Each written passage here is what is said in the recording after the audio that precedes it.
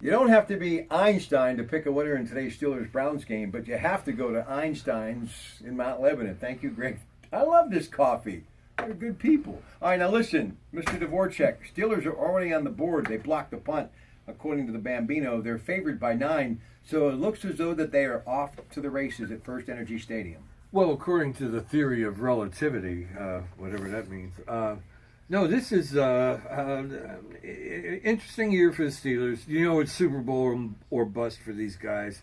They retool the defense to make it faster, stronger secondary. Special teams makes a play to score the first touchdown. I'm saying that's got to be refreshing news to anybody in the Steeler Nation because they're special. So it's off to the races, like you said. Dupree is out. Chicolo is in.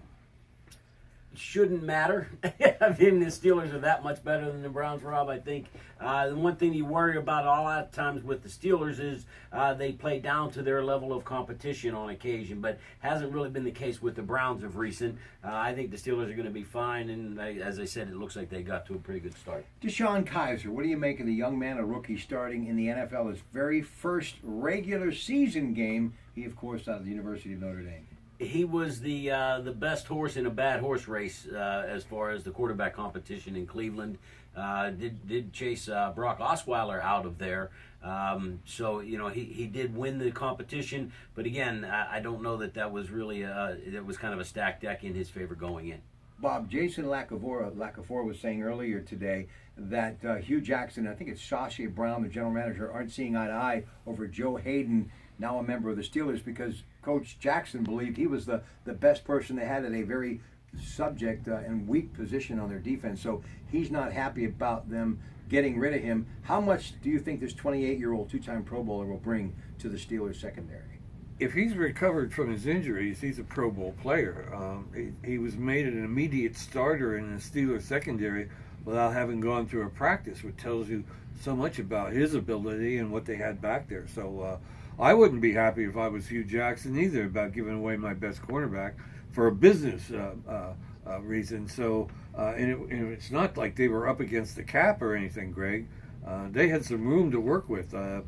Poor business decision on their part, in my opinion. Yeah, guys, you got to remember that the Browns went with this sabermetrics model now with hiring Tom DiPotesto out of the baseball world to go in there and kind of use his sabermetrics policies or programs, and maybe that was one where Hayden didn't fit the metric. So I have to assume that that's the case because this is a kid who was pretty good, although if you look at him statistically, and that's where the sabermetrics come in, he was one of the worst cornerbacks in the NFL last year. So much for the Patriots being unbeatable. They lose the opener and had 42 points scored on them by Kansas City. Steelers in the driver's seat. A lot of people think that it's a Super Bowl or nothing this year. Is that a fair statement, Bob Dvorak? Oh, it's a real statement, that's for sure.